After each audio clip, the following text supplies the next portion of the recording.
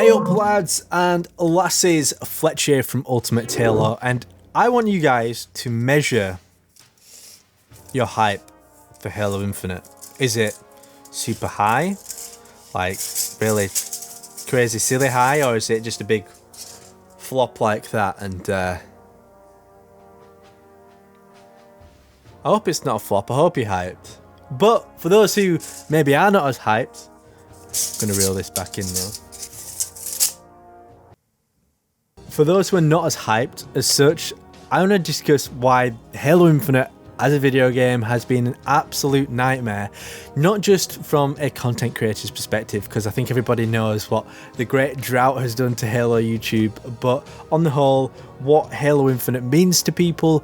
Is it okay that the game's been a nightmare? And we'll discuss what I mean exactly by it's a nightmare. So, stay tuned. Ultimate Halo. Also, for those who are not subscribed, we're nearly at 90,000, and I know a lot of you who watch my videos are not subscribed. So, it would help out the channel a lot, as Halo YouTube is kind of not dying, not dead, but not in a good spot.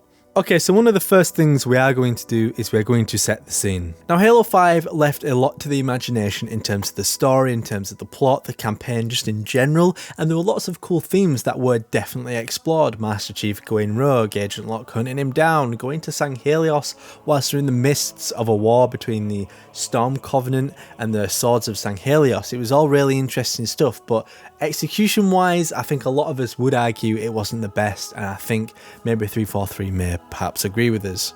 And of course, this wasn't out of lack of talent or out of a lack of trying. Things go wrong within game development. It's not that easy. Everybody thinks it's black and white to make a story, but if you're doing it for a book or maybe a film, there are less moving parts than there are in a video game, and we're not necessarily going to go into that part just yet. But that's one of the reasons why a lot's kind of hanging on this game, especially with the Master Chief Collection. That launched very poorly, so with the combination of the Master Chief coming out, Halo 5 perhaps not meeting a lot of fan expectations in terms of the campaign, fans were sort of left hung and dry, really wanting a really great Halo game, and that just never worked out. So now that we have a setting for what happened, what was exactly the reason why this game has been such a nightmare? Well, first of all, this game had a fantastic start. The reveal trailer was kind of everything that Halo fans wanted and more. The art style was sensational. It called back to Halo Combat Evolved, truly to the spiritual reboot sense that they were going for when they first talked about it in the early days. Chief in his classic armour, some really nice looking marines and scenery, and there was a lot going on, and finally being on a Halo ring for a video game, which we've talked about in previous videos before, is such a huge thing that I don't think necessarily enough people have talked about just yet. So once that reveal trailer was shown off, everything went quiet. And that was kind of understandable because we knew they were knee deep in development and things just needed to take the time, and whatever was going to happen would take its due course.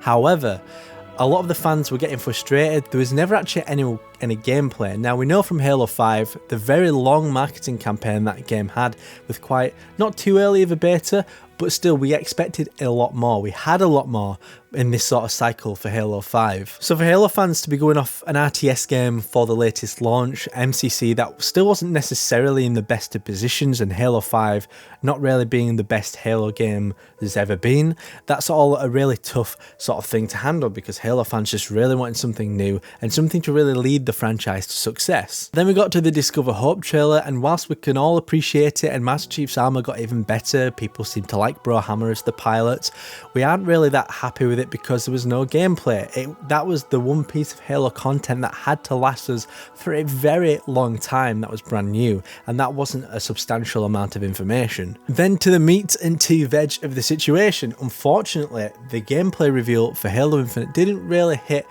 as hard as people thought it would. Now, there were some technical things that fans weren't happy about, and I'm definitely in that boat, and I'm glad they've taken more time to do it. More on that in a moment.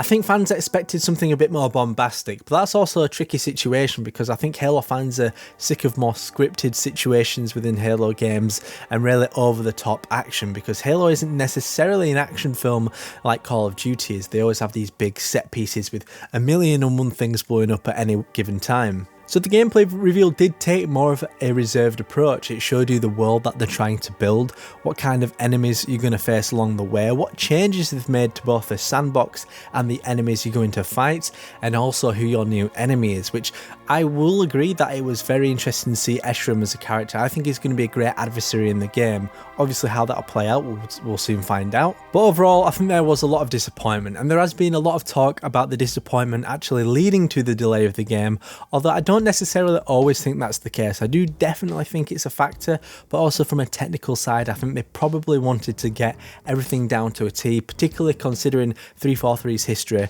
with Halo MCC and the poor launch that received.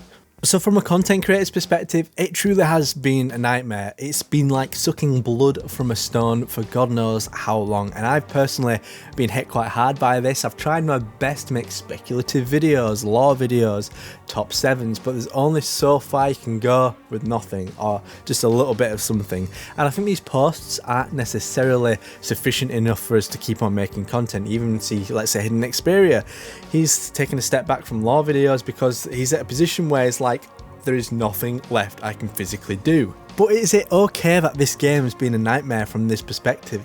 I would say yes, even though I don't like it right now, you know. Delay means quality matters, and quality is a big thing that has been hit and miss with Halo over the years, and I'm just really glad that 343 have taken the risky step of saying, look, this game needs to be right rather than rushed. Let's hold off a little bit.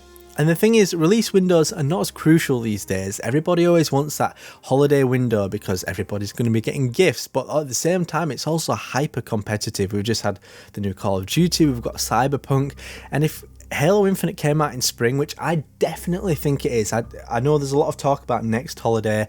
I just think that's a little bit too long. I think for the game to be complete and just needing polish, I don't think they need that much time, even though they might feel otherwise, but who knows. And you can look at many games, things like Rocket League, even though it started well, and Rainbow Six Siege. These games have lasted a very long time, and they didn't necessarily have the best of launches, particularly Rainbow Six Siege. You know, a lot of things work quite right. They'd have dips throughout the development, throughout the release cycle, but eventually it's probably the highest it's ever been now in terms of popularity, especially in the competitive scene. And with Halo Infinite being free to play, or on the multiplayer side at least, I don't think it makes too much of a difference when it releases. If it's free, I think people will be more than happy to try it out, especially if there's no new games coming out at the time. I think it could be a win-win scenario for 343.